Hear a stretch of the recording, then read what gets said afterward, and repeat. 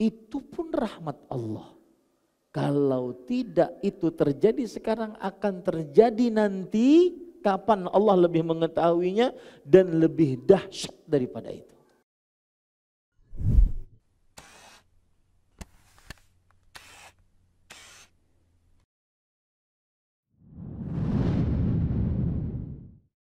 Assalamualaikum warahmatullahi wabarakatuh. Bismillahirrahmanirrahim. Innal hamdalillah nahmaduhu wa nasta'inuhu wa nastaghfiruh. Wa na'udzu billahi min shururi anfusina wa sayyiati a'malina. Man yahdihillahu fala mudilla lahu wa man yudlil fala hadiya lahu. Wa ashhadu an la ilaha illallah wahdahu la syarika lah wa ashhadu anna Muhammadan 'abduhu wa rasuluh.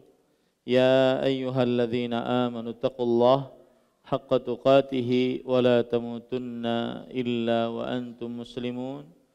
يا أيها الناس اتقوا ربكم الذي خلقكم من نفس واحدة وخلق منها زوجها وبث منهما رجالا كثيرا ونساء واتقوا الله الذي تساءلون به والأرحام إن الله كان عليكم رقيبا يا أيها الذين آمنوا اتقوا الله وقولوا قولا سديدا يصلح لكم أعمالكم ويغفر لكم ذنوبكم ومن يطع الله ورسوله فقد فاز فوزا عظيما أما بعد فإن أصدق الحديث كتاب الله وأحسن الهدي هدي محمد صلى الله عليه وعلى آله وسلم وشر الأمور محدثاتها wa kulla muhdatsatin bid'ah wa kulla bid'atin dhalalah wa kulla dhalalatin finnar.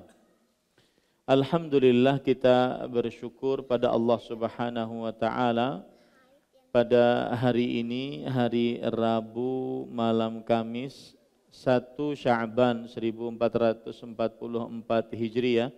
Kita dimudahkan oleh Allah Subhanahu wa taala untuk duduk bersama mengkaji kembali kitab Ushulul Iman fi Dhaw'il Kitabi was Sunnah.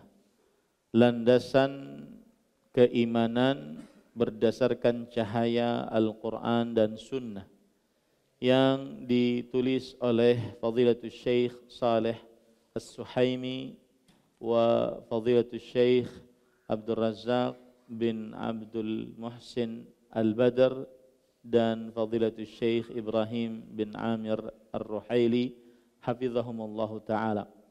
Salawat dan salam semoga selalu Allah berikan kepada Nabi kita Muhammad sallallahu alaihi wa ala alihi wasallam, pada keluarga beliau, para sahabat, serta orang-orang yang mengikuti beliau sampai hari kiamat kelak. Dengan nama-nama Allah yang husna dan sifat-sifatnya yang ulia, kita berdoa, Allahumma inna nas'aluka ilman nafi'an wa rizqan tayyiban wa amalan mutaqabbala. Allahumma amin.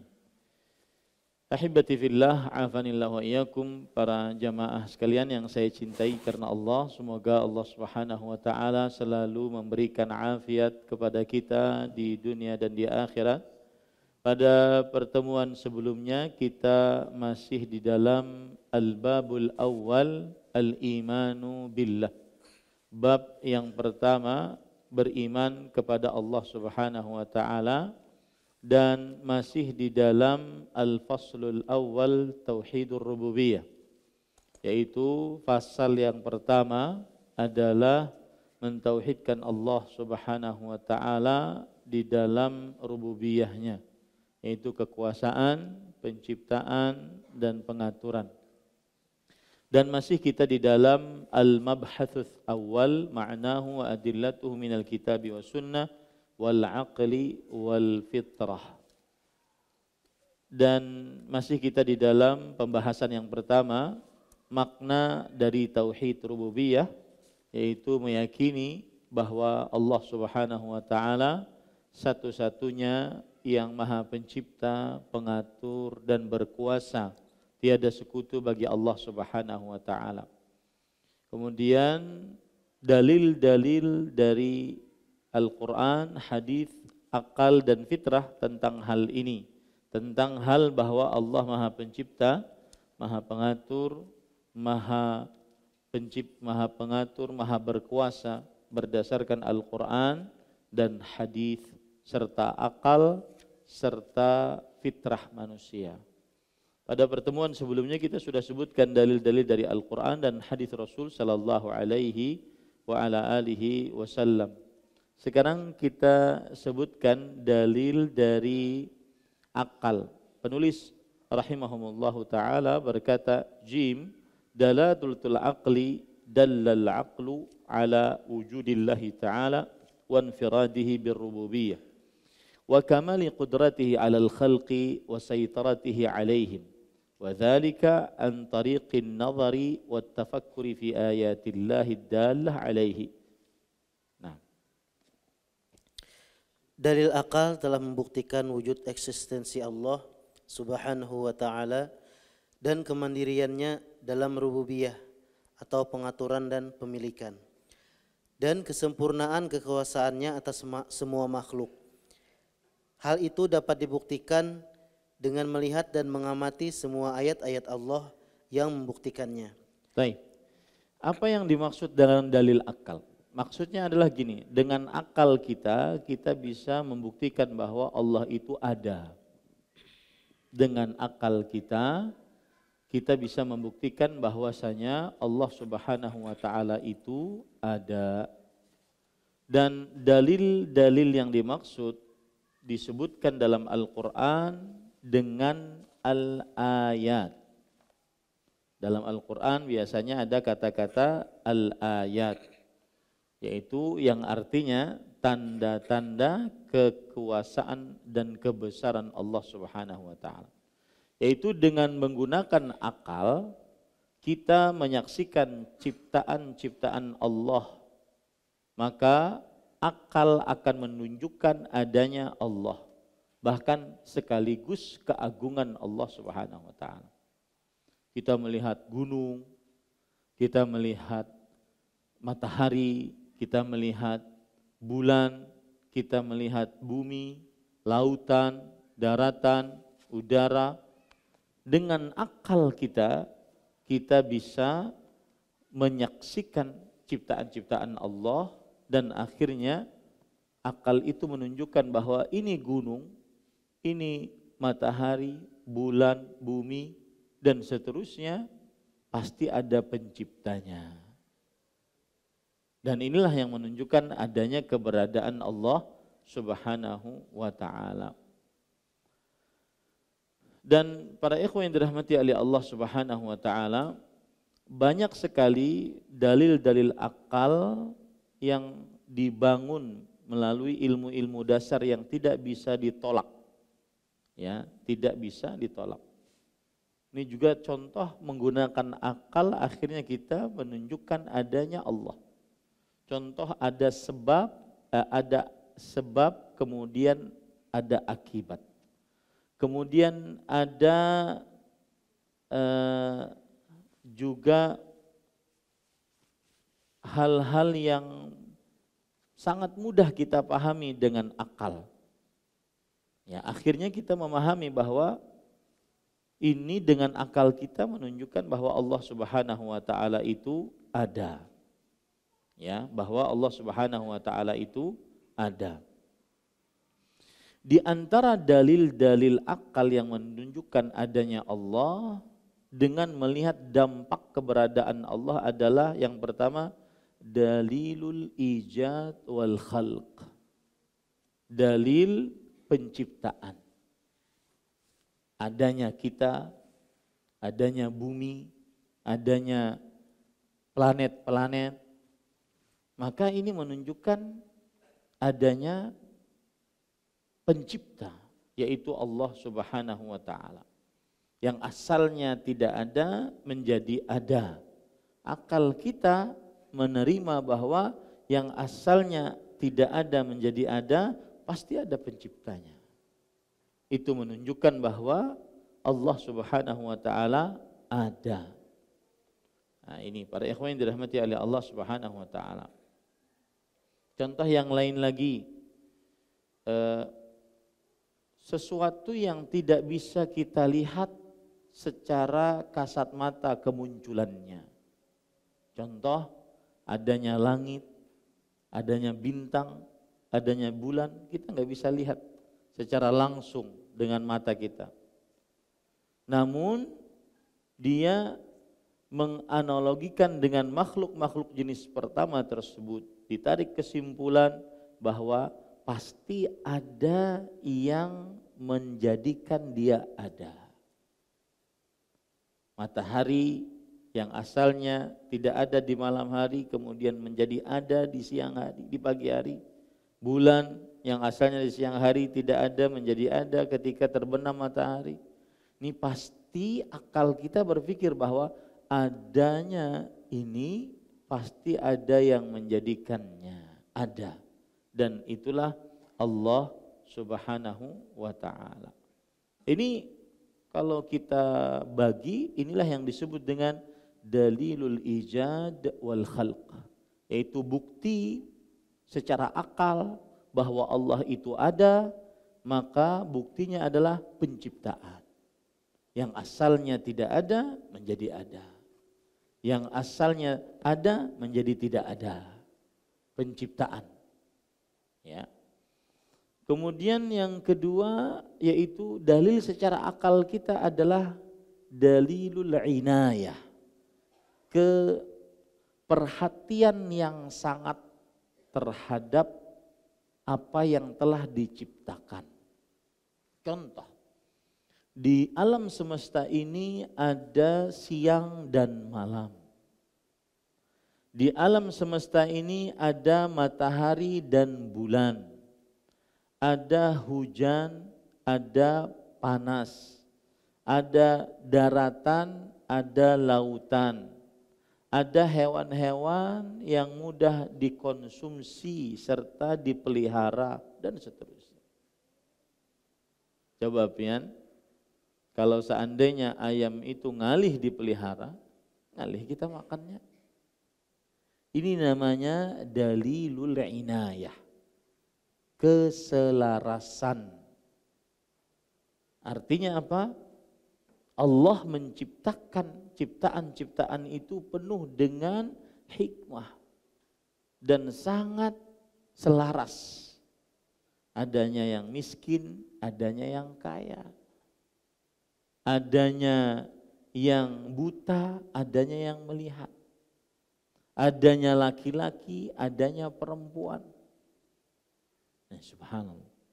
Ini menunjukkan keselarasan di dalam penciptaan Allah Subhanahu wa taala. Coba perhatikan surat An-Naba ayat 6 sampai 16. Alam naj'alil arda mihada wal jibala autada wa khalaqnakum azwaja wa ja'alna naumakum subata wa ja'alna al-laila libasa wa ja'alna an-nahara ma'asha wa banayna fawqakum sab'an shidada dan seterusnya.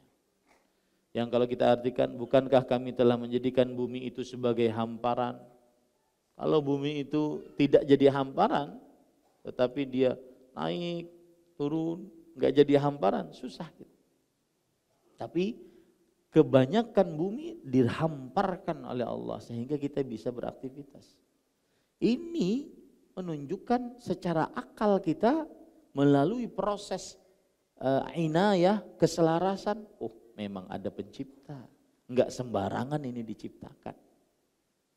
Kemudian gunung-gunung sebagai pasak bumi. Ini menunjukkan dengan akal kita bahwasanya keselarasan ini pasti ada penciptaannya. Kami jadikan kalian berpasang-pasangan.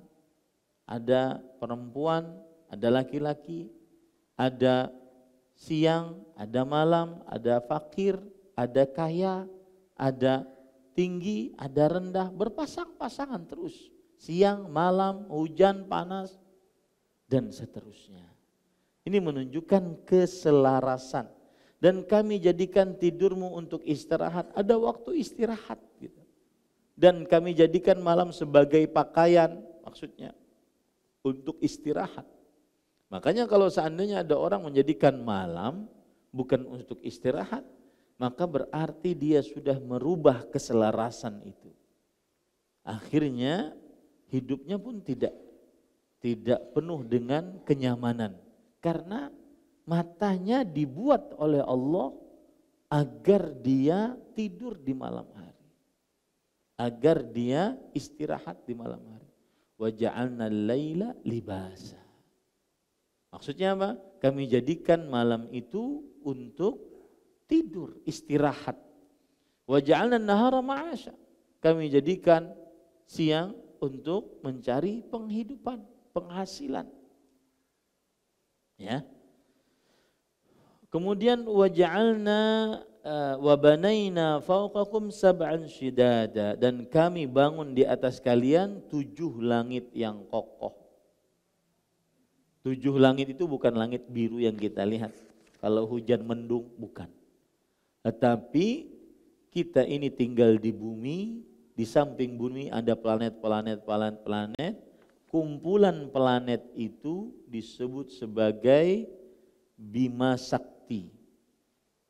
Kemudian yang seperti Bima Sakti ini miliaran banyaknya di langit. Allahu a'lam mana yang langit pertama, kemudian mana yang langit kedua, ketiga. Langit yang kita lihat ini saja bighairi amadin tarawnaha, tanpa tiang yang kalian lihat. Di situ ada 2 tafsiran para ulama. Memang tiangnya tidak bisa kita lihat dengan kasat mata kita sebagai manusia, atau memang Allah mengangkatnya dari bumi tanpa tiang. Dan itu sebuah keselarasan. Tidak mungkin tidak mungkin itu terjadi tiba-tiba. Ini disebut secara logika dalilul inayah. Bukti keselarasan di dalam penciptaan Allah Subhanahu wa ta'ala. Ini para ikhwan dirahmati oleh Allah Subhanahu wa ta'ala. Belum lagi kalau kita lihat surat An-Naml ayat 88. Sun'ullah alladzi atqana kulla syai'. Itulah ciptaan Allah yang membuat dengan teliti setiap sesuatu. Itqan, setiap sesuatu. Penciptaan manusia kita saja. Allah Subhanahu wa taala berfirman, "Wa fi anfusikum afala tubsirun." Di dalam diri kalian, coba kalian pikirkan penciptaan kalian. Begitu luar biasanya penciptaan Allah. Dari mulai ujung rambut kita sampai ujung kaki kita. Tangan ini saja. Allah ciptakan ada kerutannya pada setiap ruas tulangnya. Itu fungsinya ada. Kemudian sekarang ada penemuan sidik jari. Bahkan ada penemuan mata. Ada penemuan bentuk mulut. Nih, ulun baru-baru hari ini mengaktifasi ada sebuah aplikasi dari bank, harus benganga. Benganga mbah tuh bebincalak habelang. Mun anu kada maunya. Subhanallah. Ya. Ini para ikhwan yang dirahmati oleh Allah Subhanahu wa taala. Ulun pernah ke toko kacamata. Kalau yang masih muda-muda melihat upil yang ada pada mata itu dia pakai senter. Ulun pernah toko kacamata di Banjar yang sudah tua dan sudah lama toko itu, kalian yang tua-tua mungkin tahu. Sidin kedua sahabat senter langsung, nah ini upil ikam Sidin. Nah ini. Artinya penciptaan mata saja sangat selaras. Kapan kita bisa melihat dari jauh, kapan yang dekat. Mengalahkan seluruh kamera ini mata. Dan Allah makanya menyebutkan mata itu sebagai nikmat. Alam naj'al lahu ainain. Bukankah kami telah jadikan untuk manusia 2 mata? Abdullah bin Mubarak rahimahullah pernah menangis ketika membaca ayat ini. Kata beliau, menangis semalaman dalam sholat malam. Sampai akhirnya di pagi hari beliau ditanya, ma abkaita, apa yang menyebabkan engkau menangis membaca cuma satu ayat, surat Al-Balad ayat 8 kalau tidak salah. Kemudian beliau mengatakan, hal bitta laila syakiran lillah an ja'ala laka ainaini tubsiru bihima. Pernah enggak engkau suatu malam bersyukur kepada Allah yang menjadikan dengan dua matamu ini, Allah menjadikan dengan dua matamu ini bisa melihat dengannya. Kita ini kan di malam hari sekarang tidak merasakan nikmatnya mata. Kenapa? Kapan matahari terbenam, tinggal klik listrik, keluar cahaya. Tidak lagi tidak melihat, tetap melihat. Coba pian mati lampu. Saat itu terasa nikmat mata. Dan itu bukti adanya Allah secara keselarasan. Dalilul inayah. Bahwa Allah menciptakan segala sesuatu benar-benar itqan. Makanya salah satu semboyan kami di pesantren dan ilmu adalah unggul. Unggul yang saya maksud di situ itqan. Ngerjakan sesuatu pasti harus dipastikan dengan benar-benar. Tidak boleh tidak. Tidak ada tulisan ya toilet pakai tulisan tangan, enggak ada. Harus benar-benar rapi meletakkannya. Dan itu hanya Allah yang bisa berbuat demikian. Baik untuk urusan langit, untuk urusan bumi, daratan, lautan, dan seterusnya. Ini para ikhwan yang dirahmati oleh Allah Subhanahu wa ta'ala. Nah, kita lanjut. Kemudian di sini Allah Subhanahu wa ta'ala mengatakan akal menunjukkan adanya Allah Subhanahu wa ta'ala dan kesendirian Allah dengan kekuasaannya dan kesempurnaan kuasanya atas para makhluk. Dengan cara bagaimana? Kita berpikir dengan akal kita akan tanda-tanda kekuasaan Allah yang saya sebutkan tadi. Cara menggunakan akal untuk menunjukkan bahwa Allah itu adalah satu-satunya yang berkuasa, satu-satunya yang mencipta, satu-satunya yang mengatur adalah dengan melihatkan akal kita kepada makhluk-makhluk Allah Subhanahu wa ta'ala. Dan sudah saya sebutkan tadi ada dua cara. Yang pertama yaitu dalilul ijad wal khalq. Saya tuliskan saja ya. Jadi kita bisa menentukan adanya Allah dan Allah itu berkuasa melalui akal. Ya. Dalalatul aql. Dalalatul aql. Dalil logika. Dalil logika ini salah satu caranya adalah kita buktikan dengan dalilul ijad wal khalq, yaitu bukti penciptaan. Kemudian pengadaan. Ya. Kita lihat penciptaan-penciptaan yang ada. Ini tidak mungkin ada sendirinya, enggak mungkin, mustahil. Kemudian pengadaan, ada sendirinya pengadaan, mustahil itu. Turun hujan sendirinya, mustahil. Pasti ada yang menciptakannya secara akal logika kita. Kemudian yang kedua, dalilul inayah. Yaitu bukti keselarasan. Maksudnya apa? Kepala di atas, kaki di bawah, itu keselarasan. Ya, itu keselarasan. Muntung di sini, kada di sini. Coba pian muntung kalau di sini. Ya, itu keselarasan. Ini menunjukkan adanya Allah. Dan seperti yang saya bilang, orang kalau sudah bertauhid rububiyah, hidupnya tenang. tidak takut dengan apapun. Kenapa? Dia miliki Allah Subhanahu wa taala. Tidak takut dengan kehidupan setelah kematian. Tidak takut dengan kehidupan yang dia hadapi sekarang ini. Sebagian manusia itu Pak, ini saya buktikan ya, silahkan buktikan. Sebagian manusia kalau sudah dapat masalah, dia mengatur hidupnya dengan otaknya.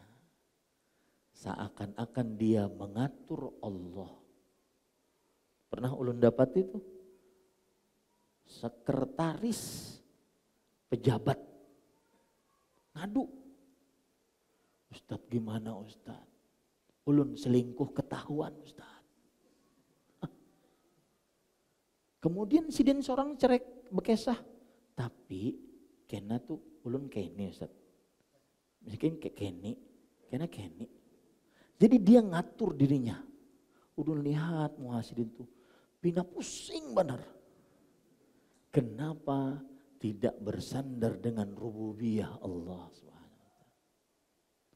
Coba cukup mengatakan, lihat Nabi Muhammad SAW ketika mendapatkan perang Ahzab, semua faksi kekafiran, kemusyrikan datang kepada beliau. Beliau cuma mengatakan apa?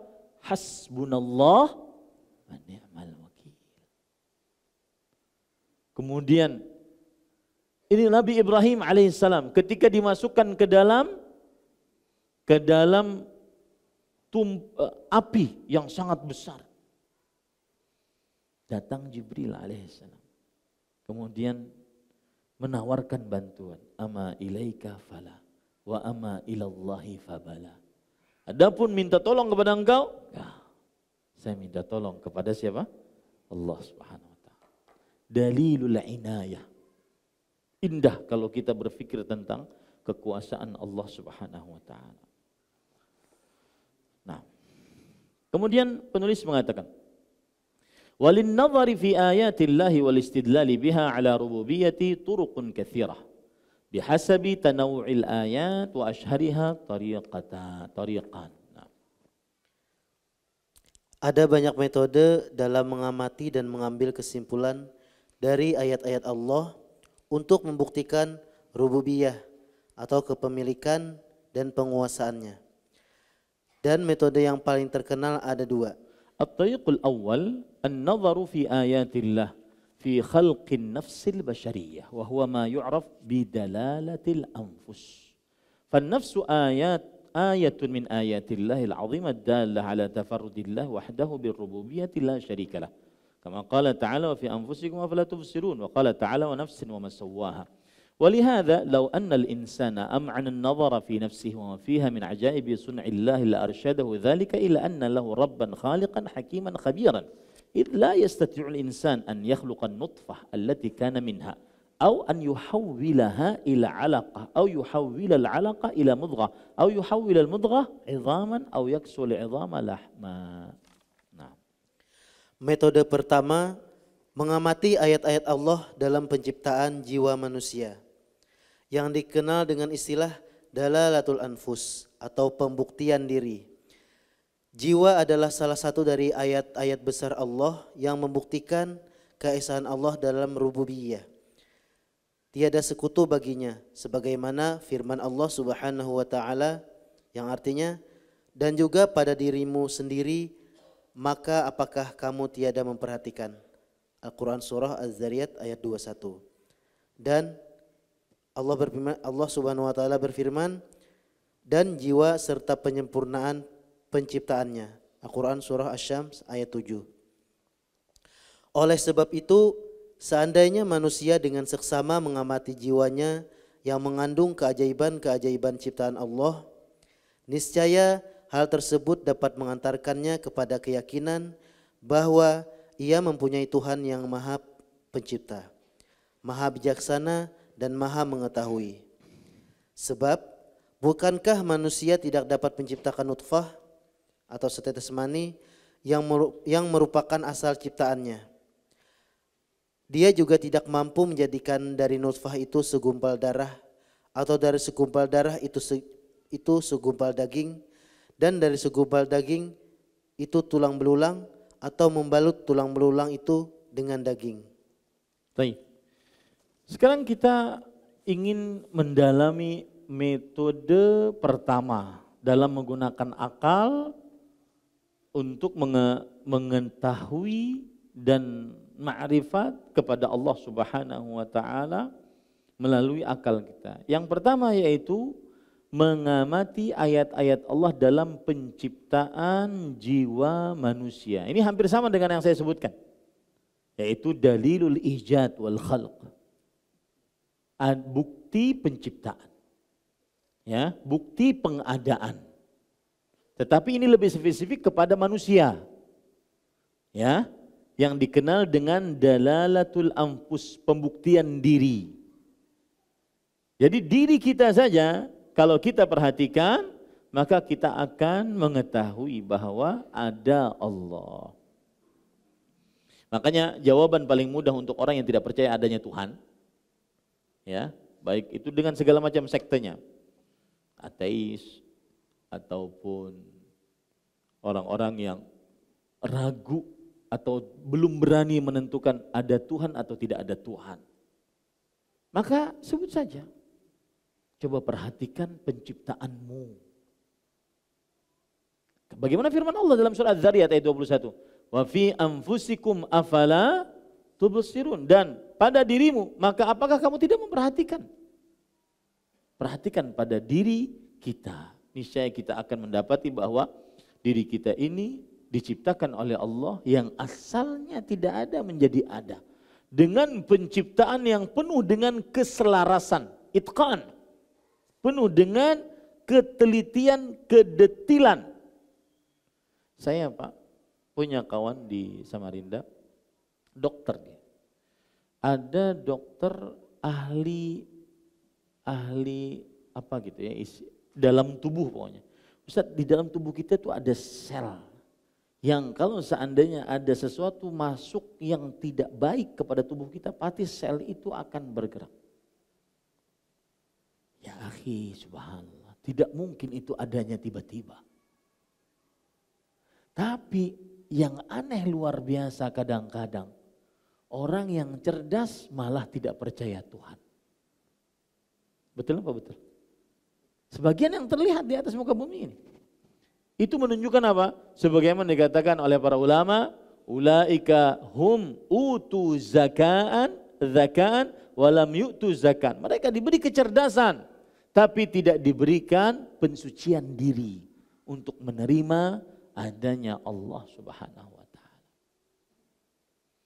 Kemudian juga surat Asy-Syams, wa nafsin wa ma sawwaha, dan jiwa serta penyempurnaannya. Persis seperti dalam surat At-Tin. Bagaimana? Walaqad khalaqnal insana fi ahsani taqwim. Sungguh kami telah ciptakan manusia dalam bentuk yang sebaik-baiknya. Ya, sebaik-baiknya. Ini para ikhwan yang dirahmati oleh Allah Subhanahu wa taala.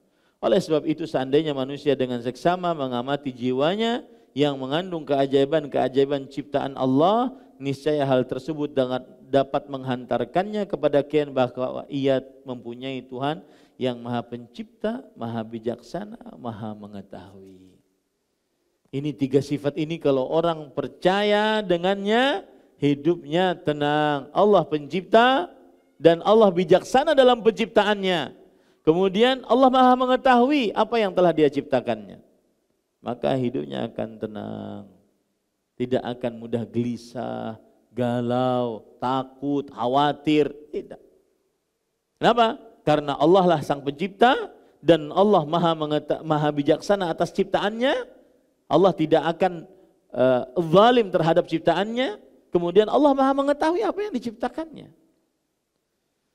Sebab bukankah manusia itu tidak dapat menciptakan nutfah? Nutfah itu gini Pak, ada sel dari air mani laki-laki bertemu dengan sel dari sel telur perempuan.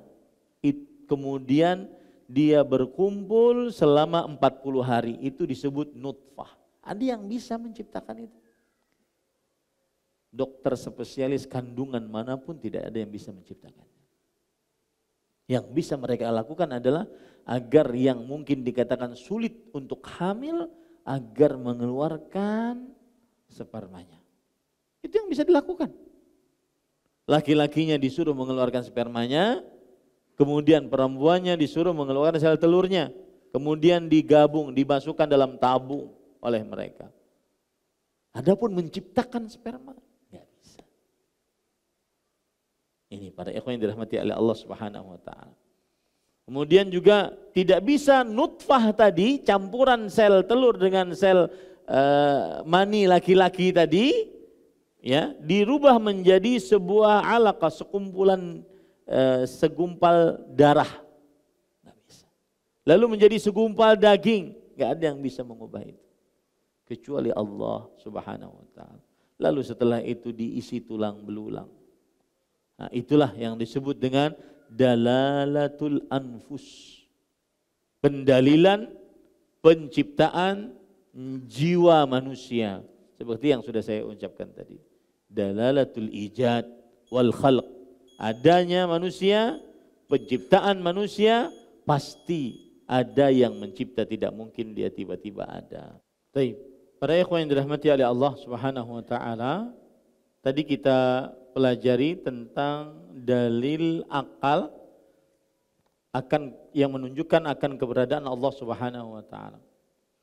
Kemudian dari dalil akal tersebut kita mempelajari ada dalalatul anfus.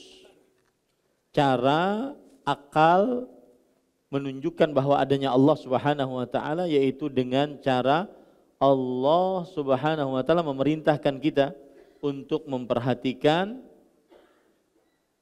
jiwa manusia. Maka niscaya kita akan dapati bahwa manusia itu tidak mungkin ada dengan sendirinya, pasti dia ada dengan penciptanya. Nah, kemudian penulis rahimahullahu taala berkata, metode yang kedua yaitu at-tariqus tsani an-nazaru fi ayatillah fi khalqil kauni wa huwa ma yu'rafu bi dalalatil afaq. Wa hadhihi kadzalika ayatun min ayatillahil 'azimah dalla 'ala rububiyyatih. Qala Allah Ta'ala sanurihim ayatina fil afaq wa fi anfusihim hatta yatabayyana lahum annahu al-haq. Awalam yakfi bi rabbika annahu 'ala kulli syai'in syahid. Wa man ta'ammala al-afaq وما في هذا الكون من سماء وأرض وما اشتملت عليه السماء من نجوم وكواكب وشمس وقمر وما اشتملت عليه الأرض من جبال وأشجار وبحار وأنهار وما يكتنف ذلك من ليل ونهار وتسير هذا الكون كله بهذا النظام الدقيق دله ذلك على أن هناك خالقا لهذا الكون موجدا له مدبرا لشؤونه. وكلما تدبر العاقل في هذه المخلوقات وتغلغل فكره في بدع الكائنات علم أنه خلقت للحق وبالحق وأنها صحائف آيات وكتب براهين ودلالة على جميع ما أخبر به الله عن نفسه وأدلة على وحدانيته. Nah. Metode yang kedua, mengamati ayat-ayat Allah yang terdapat pada penciptaan alam semesta yang disebut dengan dalalatul afaq atau pembuktian alam raya. Ini juga merupakan salah satu dari ayat-ayat Allah yang sangat besar yang membuktikan rububiyah atau ketuhanannya. Allah Subhanahu wa taala berfirman yang artinya, kami akan memperlihatkan kepada mereka tanda-tanda kekuasaan kami di segenap ufuk dan pada diri mereka sendiri, sehingga jelaslah bagi mereka bahwa Al-Quran itu adalah benar. Dan apakah Tuhanmu tidak cukup bagimu bahwa sesungguhnya Dia menyaksikan segala sesuatu. Al-Quran Fussilat ayat 53. Baik. Sekarang coba perhatikan cara yang kedua atau metode kedua yang dengan akal kita bisa menunjukkan bahwa Allah Subhanahu wa taala itu ada dan berkuasa satu-satunya. Yaitu yang disebut dengan dalalatul afaq, pembuktian secara alam semesta ini. Alam semesta ini dari mulai langit, bumi, daratan, lautan, udara, manusia, hewan, pepohonan, gunung-gunung dan seterusnya, itu menunjukkan bahwa Allah ada dan Allah lah satu-satunya yang mencipta atas alam semesta ini. Ya. Nah. Barang siapa yang mengamati segenap ufuk atau alam raya dan segala sesuatu yang terdapat di alam ini seperti langit dan bumi serta semua yang terdapat di langit seperti bintang-bintang, planet-planet, matahari dan bulan, demikian juga yang terdapat di bumi berupa gunung-gunung, tumbuh-tumbuhan, lautan, dan sungai-sungai, serta semua situasi dan kondisi yang mengiringinya berupa pergantian malam dan siang, dan perjalanan alam raya ini dengan aturan sistem yang sangat rapi. Niscaya akan menunjukkannya pada hakikat akan adanya pencipta bagi alam ini, yang menjadikan dan mengatur semua urusannya. Seorang yang berakal, semakin jauh ia mengamati semua makhluk dengan segala keindahan penciptaannya, pasti ia semakin yakin bahwa alam ini diciptakan dengan hak untuk kebenaran. Di samping itu, ia merupakan lembaran-lembaran bukti, buku-buku yang mengandung keterangan, argumentasi, serta petunjuk atas segala sesuatu yang diberitakan Allah tentang dirinya, sekaligus sebagai bukti akan keesaannya. Intinya alam semesta ini seluruhnya adalah bukti kuasa Allah Subhanahu wa taala. Makanya cara paling mudah untuk mendakwahi orang-orang yang ateis, tidak percaya kepada Tuhan, adalah melihat kekuasaan Allah pada alam semesta ini. Itu cara paling mudah untuk mendakwahinya. Daripada debat logika macam-macam, lihat saja. Lihat saja penciptaan makhluk yang paling kecil sampai makhluk yang paling terbesar yang dia bisa lihat dengan mata kepala dia. Maka niscaya sangat mudah untuk mendakwahi mereka ini. Waqad jaa fi ba'd al-athar anna qauman aradu al-bahtha ma'al imam Abi Hanifah في تقرير توحيد الربوبية فقال لهم رحمه الله أخبروني قبل أن نتكلم في هذه المسألة عن سفينة في دجلة تذهب فتمتلئ من الطعام وغيره بنفسها وتعود بنفسها فترسو بنفسها وترجع كل ذلك من غير أن يديرها أحد فقالوا هذا محال لا يمكن أبدا فقال لهم إذا كان هذا محالا في سفينة فكيف في هذا العالم كله علوه وسفله فنبه إلى أن اتساق العالم ودقة صنعه وتمام خلقه دليل على وحدانية خالقه وتفرده. Nah. Dalam sebuah kisah, sekelompok orang ingin membahas tentang kebenaran tauhid rububiyah bersama Imam Abu Hanifah. Imam Abu Hanifah namanya adalah An-Nu'man bin Thabit rahimahullah, dan beliau ulama besar dan akhirnya menjadi salah satu imam dari 4 imam dalam mazhab fikih. Dan Imam Abu Hanifah terkenal dengan kecerdasannya. Beliau wafat pada tahun 150 Hijriah. Sangat terkenal sekali dengan kecerdasannya. Kita dengar bagaimana cerita kecerdasan Imam Abu Hanifah rahimahullah. Nah, beliau rahimahullahu taala langsung berkata, sebelum kita mulai membahas masalah ini, tolong kalian beritahukan kepada saya bagaimana pendapat kalian tentang sebuah perahu di sungai Dajlah atau Tigris yang berlayar dan berisi membawa muatan makanan dengan sendirinya. Kemudian ia kembali ke tempat semula dan berlabuh dengan sendirinya.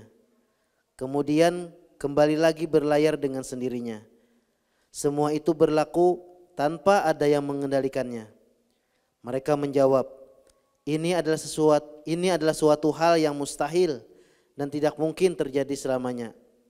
Ia berkata kepada mereka, apabila hal ini mustahil terjadi pada sebuah perahu, lalu bagaimana halnya dengan alam semesta ini? Maksudnya begini, kalau seandainya ada kapal berjalan sendirian, balik lagi sendirian, tidak ada yang menahkodainya, maka orang-orang akan mengatakan enggak masuk akal. Lalu bagaimana alam semesta ini? Ada turun sorangan hujan, ada panas sorangan, ada matahari yang bergerak sendirian tanpa ada yang mengaturnya. Kalau pada perahu tadi saja, kelotok saja, jalan seorang di sorangan tuh, ya, jalan sorangan dari warung soto ke Lok Baintan, jalan sorangan, balik lagi jalan sorangan. Orang akan mengatakan gila ya kamu. Pasti ada orangnya. Pasti ada yang menyetirnya. Maka kalau itu pada sebuah perahu, bagaimana dengan alam semesta ini? Ada hujan kadang-kadang hujannya cuma hendak melambai aja hujan. Ya. Bayangkan itu dikatakan tidak ada yang mengaturnya. Ini mustahil, tidak masuk akal. Nah, dengan demikian beliau telah mengingatkan kepada suatu hakikat bahwa keteraturan alam serta kerapian dan kesempurnaan kejadiannya adalah bukti konkret atau nyata akan keesaan penciptaannya. Taib. Para ikhwah yang dirahmati oleh Allah Subhanahu wa taala, kemudian itulah tadi dalil akal untuk menunjukkan adanya Allah Subhanahu wa taala. Dengan dua metode, yang pertama dalalatul anfus, yaitu pembuktian pada diri kita.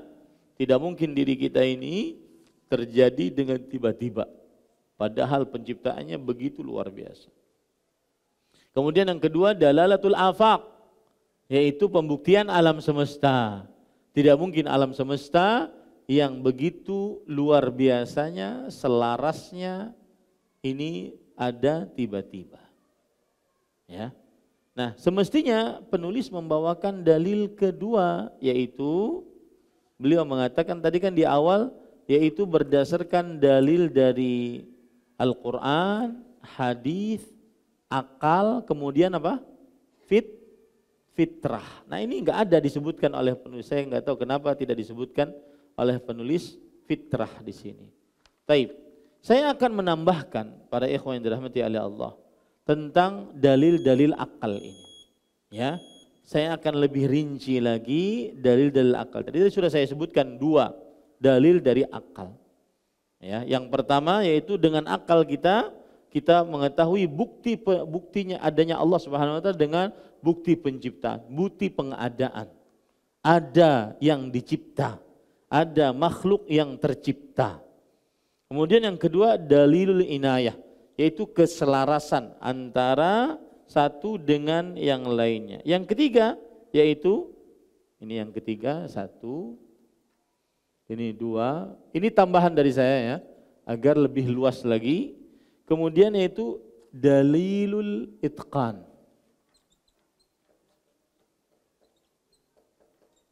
Wal ihkam.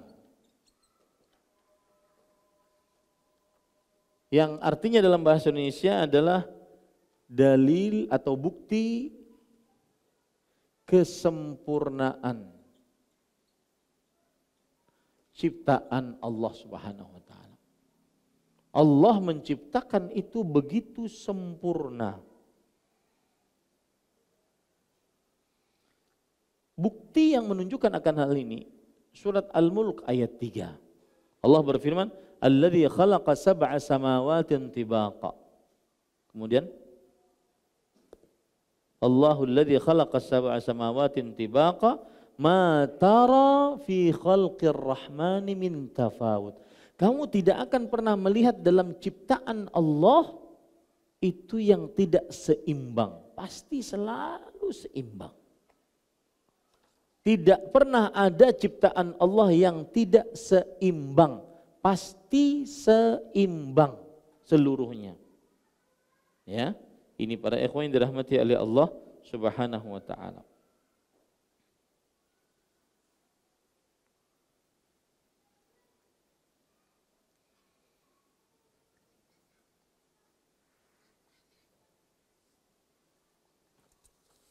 Kemudian yang keempat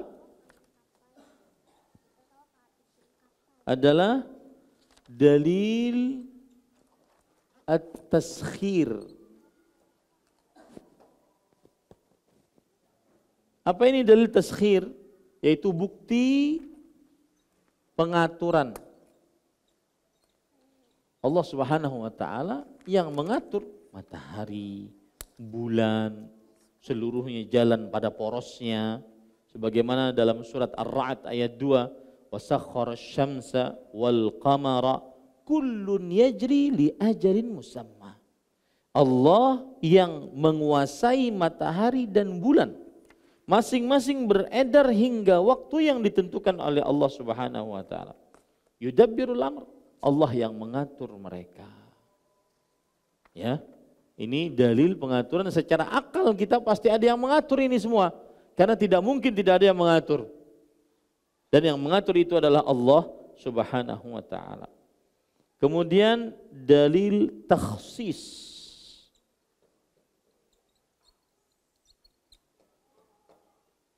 Yaitu bukti pengkhususan. Wah, ini menarik ini. Bukti pengkhususan. Contoh, air mata. Pernah lah pian tetaguk air mata? Banyu mata. Apa rasanya? Masin.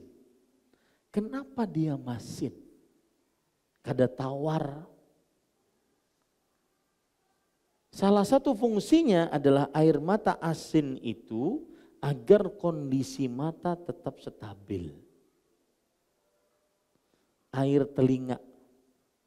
Pernah pian tetaguk air telinga lah? Pahit rasanya. Kenapa dia pahit? Agar serangga kada masuk. Pengkhususan. Air mulut kita nih. Kenapa dia tawar? Tawar. Agar dia bisa menjadi perasa. Oh ini manis. Oh ini pahit. Oh ini asam, oh ini asin, dan seterusnya. Subhanallah. Ya. Ini para ikhwan yang dirahmati oleh Allah Subhanahu wa taala. Makanya Allah berfirman dalam surat Al-Waqiah, "Afara'aitumul ma'a alladzi tashrabun?" Apakah kalian tidak memperhatikan air yang kalian minum? Antum anzaltumuhu minal muzni am nahnul munzilun? Apakah kalian yang menurunkannya atau kami yang menurunkannya? Lau nasya'u la ja'alnahu ujajan falaula tashkur. Kalau kami ingin air hujan itu kami jadikan asin. Kalau kami ingin. Tapi tidak demikian. Subhanallah. Tidak mungkin itu terjadi dengan sendirinya. Yang keenam, dalil al-jamal, bukti keindahan.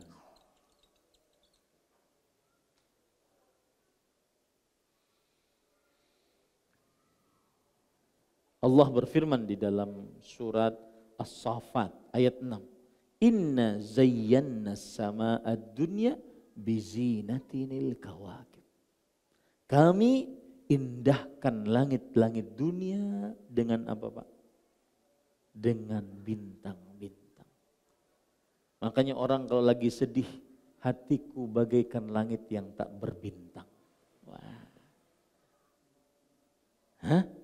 Ini para ikhwan yang dirahmati oleh Allah Subhanahu wa taala.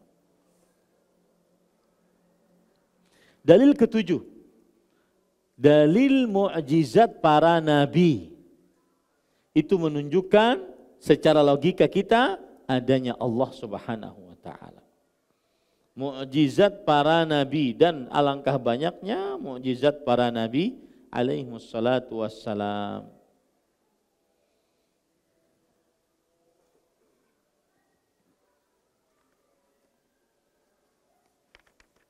Contoh yang disebutkan dalam Al-Quran, Nabi siapa?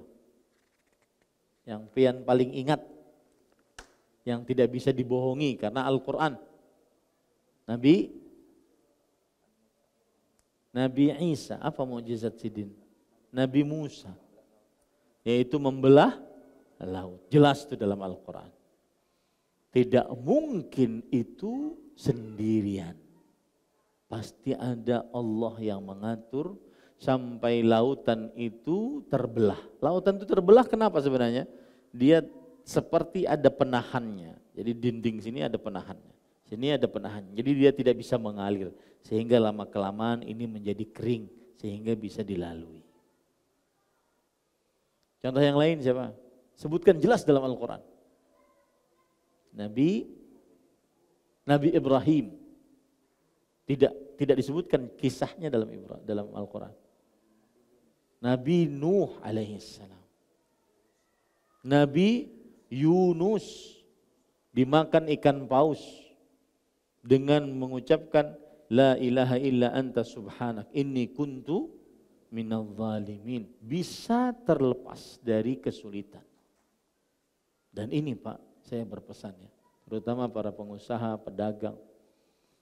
Salah satu kiat agar lancar usahanya adalah amalkan sebab syar'i. Di antaranya zikir, di antaranya sholawat, di antaranya istighfar sebagaimana yang dilakukan oleh Nabi Yunus alaihissalam. 3. Yang keempat cerita satu lagi belum ada. Nabi Yusuf, apa mukjizatnya? Mimpi. Oke, mimpi. Mukjizat mimpi, betul terjadi akhirnya. Yang lain lagi, satu lagi. Menghidupkan orang mati, ada disebutkan dalam Al-Quran. Nabi siapa? Nabi Isa alaihissalam. Taib. Yang keenam, Nabi Saleh, apa mukjizatnya? Onta keluar. Itu kita bisa pahami kalau kita baca hadis. Ini ada kisah Nabi yang mustahil. Mustahil. Secara kekuatan manusia tidak mungkin, mustahil. Tapi dapat mukjizat. Nabi, pamannya Maryam siapa? Nabi Zakaria. Sudah tua renta, kemudian istrinya menopause, tetapi masih melahirkan, yaitu Yahya. Ini mukjizat. Itu dalil yang ke-7 yang menunjukkan bahwa penguat adanya Allah Subhanahu wa taala secara logika, dan masih banyak yang lain lagi. Kalau saya bisa tambahkan menjadi 13, tapi enggak perlulah ya. Saya sebutkan secara ringkas saja penambahan kekuatan. Misalkan adanya perubahan-perubahan dan tahapan-tahapan yang dialami oleh manusia di luar kekuasaannya. Yang kedua, adanya berbagai model manusia dengan berbagai macam warna kulit. Adanya ratusan bahasa di alam semesta, adanya tumbuhan yang berasal dari biji yang kecil namun lunak akhirnya bisa tumbuh. Lihatlah air hujan yang turun ke bumi, ya, asalnya dia dalam bentuk tawar, dalam bentuk tawar dan bukan asin, kemudian menjadi butir-butiran. Kemudian matahari yang bersinar sejak sekian abad yang lalu enggak pernah padam. Subhanallah. Kemudian langit yang begitu luasnya tidak ada tiang penyangganya. Kemudian angin bertiup dengan teraturnya. Subhanallah. Kemudian bumi yang dijadikan oleh Allah sebagai hamparan. Seperti gempa yang terjadi. Merasakan kita akhirnya kuasa Allah. Bumi itu qararan, Amman ja'alal arda qararan. Siapa yang menciptakan bumi dalam keadaan diam, qarar? Tidak ada kecuali Allah Subhanahu wa taala. Bergerak sedikit saja menjadi gempa bumi yang sangat dahsyat. Subhanallah. Dan itu pun gempa bumi itu adalah sebuah hal yang patut disyukuri. Kenapa? Karena dia sekarang terjadi. Kalau tidak terjadi sekarang akan lebih dahsyat daripada yang ini. Subhanallah. Ya, saya punya kawan yang sedang di sana. Kemudian tolong dong kirim foto-fotonya. Asli dari orang yang di sana, memang ke sana. Orang Indonesia, kawan saya yang ke sana. Saya bilang ini seperti sedang berperang. Kata dia, iya. Satu kota Atakia hancur lebur. Seperti dibom habis-habisan. Hanya dengan gerakan lempengan sedikit saja. Itu pun rahmat Allah.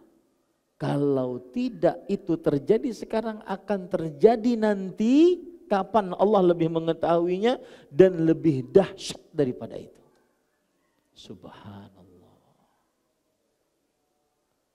Ya, orang kalau seperti ini masih ada yang bisa menyombongkan diri. Ya akhi, yakini baik-baik, kamu kecil dibandingkan kuasa Allah Subhanahu wa taala. Yang luar biasa lagi, betapa banyak doa yang dikabulkan oleh Allah SWT. Kita berdoa, banyak yang dikabulkan oleh Allah doa-doa kita. Menunjukkan bukti bahwa secara akal kita, bahwa ada Allah Subhanahu wa ta'ala.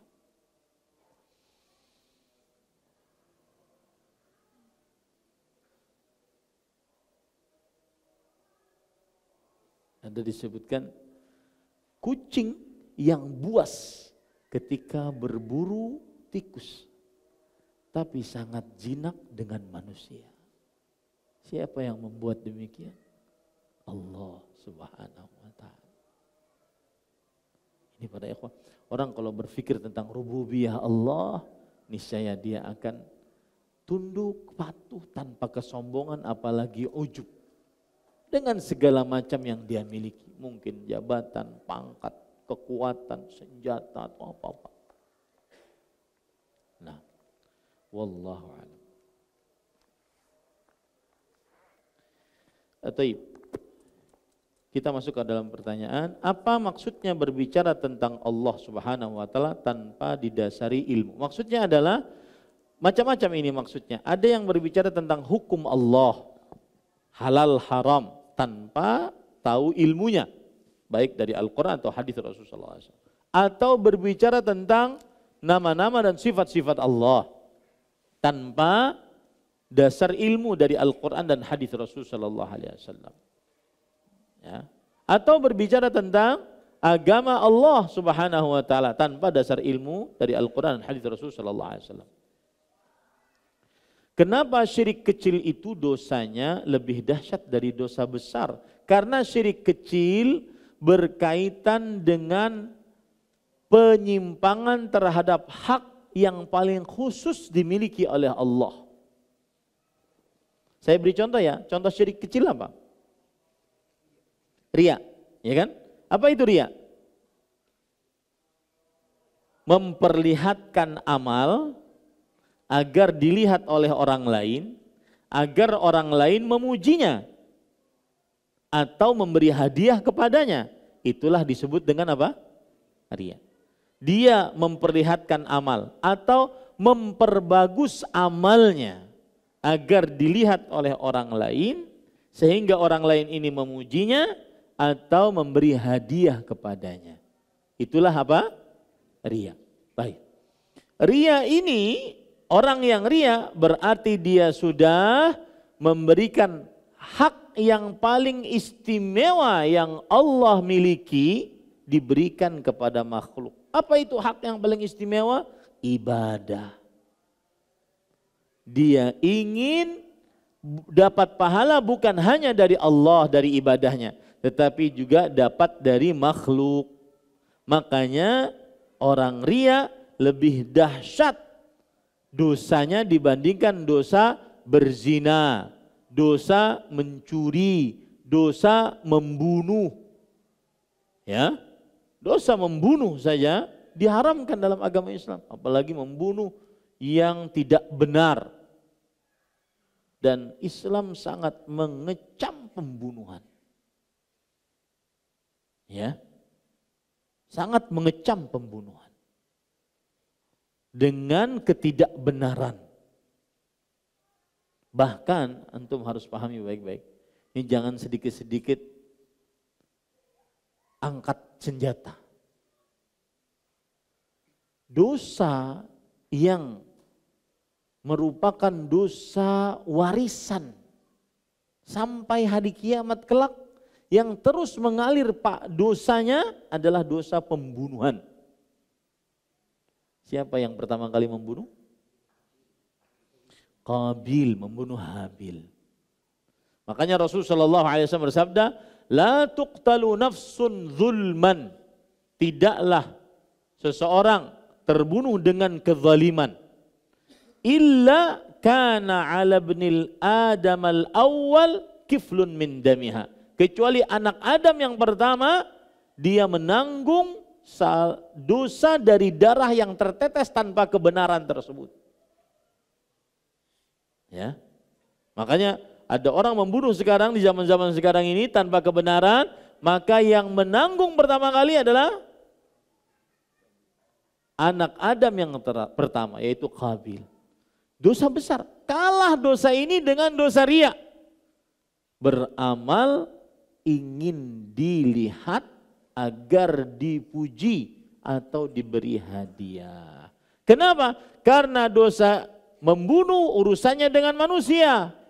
Tetapi dosa riya urusannya dengan siapa? Allah. Ya, ini para ikhwan yang dirahmati. Makanya dosa besar, dosa syirik kecil lebih besar daripada dosa besar. Ya syekhuna, kita enggak syekh ya. Kita penuntut ilmu biasa. Syekh, para ulama-ulama. Jangan panggil saya syekh.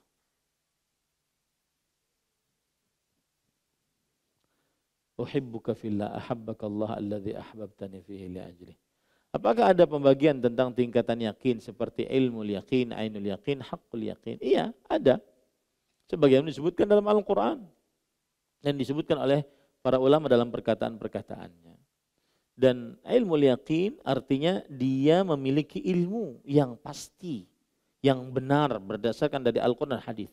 Ainul yakin dia melihat langsung apa yang sudah dia ilmui tersebut. Haqqul yakin artinya dia memasukkan apa yang dia lihat dengan matanya kepada qalbunya. Bukan hanya matanya yang beriman, tapi qalbunya juga beriman. Nah, wallahu a'lam. Tentang puasa sunnah bulan Sya'ban, bolehkah puasa sunnah sebulan penuh pada bulan Sya'ban dan bersambung dengan bulan Ramadan? Sebulanan penuh tidak boleh, karena hadis Aisyah radhiyallahu anha, beliau bercerita, ma kana Rasulullah sallallahu alaihi wasallam istakmala siyama syahrin qattu illa fi Ramadan. Wa ma raaitu Rasulullah sallallahu alaihi wasallam aktsara siyaman minhu fi Sya'ban. Tidak pernah Rasul sallallahu alaihi wasallam menyempurnakan berpuasa sebulanan penuh kecuali di bulan Sya'ban, di bulan Ramadan. Dan aku tidak pernah melihat Rasul sallallahu alaihi wasallam paling banyak berpuasa dalam satu bulan puasa sunnah kecuali bulan Sya'ban. Ini menunjukkan bahwa diperbanyak untuk berpuasa di bulan Sya'ban. Bolehkah berpuasa setelah pertengahan bulan Sya'ban? Boleh. Dan ini pendapat jumhur. Karena hadis yang melarang berpuasa setelah pertengahan bulan Sya'ban, hadisnya mungkar. Hadisnya adalah lemah. Wallahu a'lam. Bagaimana agar doa-doa dan keinginan kita bisa berkesesuaian dengan kehendak Allah Subhanahu wa taala? Maka para ikhwah, berdoalah dengan doa-doa yang diajarkan oleh Rasul sallallahu alaihi wasallam, yaitu doa-doa yang berasal dari Al-Qur'an atau hadis-hadis Rasul sallallahu alaihi wasallam, maka itu adalah wahyu dari Allah dan itu penuh kebaikan. Allahu a'lam. Sebagaimana yang kita ketahui bahwasanya amalan yang tidak akan pernah putus pahalanya, salah satu di antaranya adalah menjadi anak yang saleh atau salihah. Apakah anak yang saleh ini bisa menjadi syafaat bagi orang tua yang melakukan kesyirikan kelak di akhirat?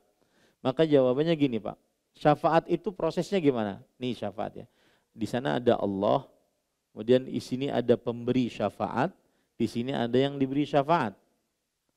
Pemberi syafaat ini bisa meminta kepada Allah agar si fulan diberi syafaat ketika si pemberi syafaat ini satu diizinkan oleh Allah.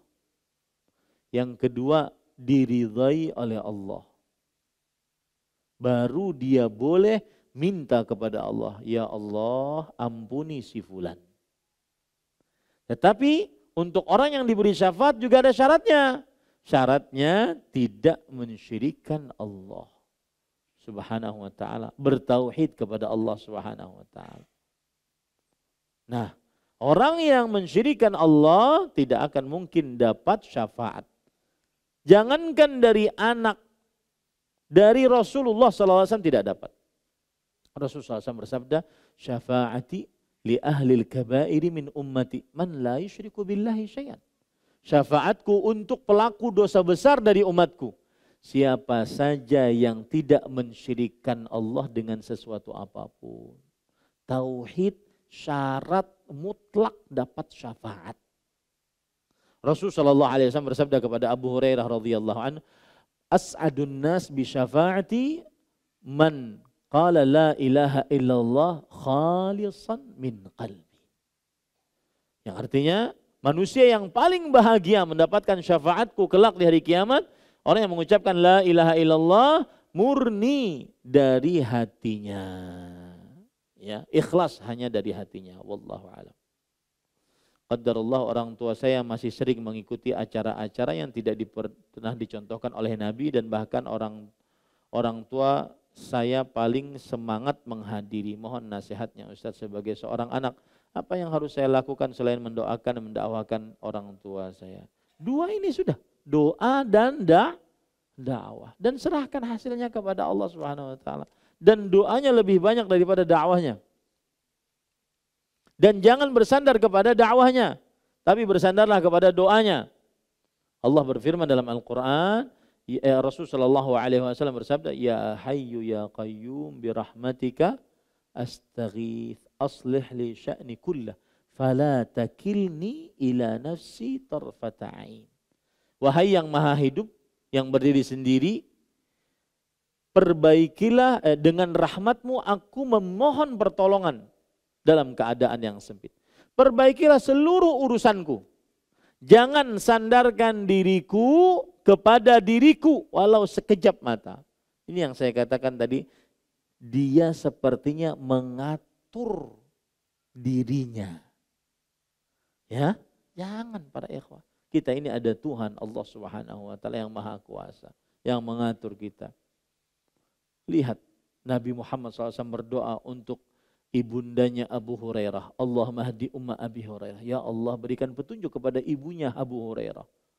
Abu Hurairah radhiyallahu anhu setelah didoakan oleh Rasulullah SAW pulang ke rumah. Lalu kemudian ibunya langsung mengatakan, asyhadu an la ilaha illallah wa asyhadu anna Muhammadar Rasulullah. Jangan remehkan doa para ikhwah. Jangan terlalu bersandar kepada sebab duniawi, sebab kauni. Bersandarlah kepada sebab syar'i dini. Sebab syariat dan sesuai dengan agama Islam. Di antaranya doa yang paling mujarab. Berdoalah kepada Allah SWT. Dan yang berbicara di hadapan antum sudah merasakan bagaimana dahsyatnya doa dalam memberi petunjuk kepada orang-orang terdekat, bapak, ibu, saudara, saudari. Berdoalah kepada Allah Subhanahu wa taala. Ya. Kalau tadi yang bertanya mengatakan orang tuanya sudah meninggal dalam kesyirikan, mungkin sulit. Sekarang orang tuanya masih hidup, masih ada kesempatan. Berbaik sangkalah kepada Allah Subhanahu wa taala. Ini yang bisa saya sampaikan. Subhanakallahumma bihamdik asyhadu an la ilaha illa anta astaghfiruka wa atubu ilaik. Sallallahu nabiyana Muhammad walhamdulillahi rabbil alamin. Wassalamualaikum warahmatullahi. Terima kasih. Jazakumullah khairan wa barakallahu fikum.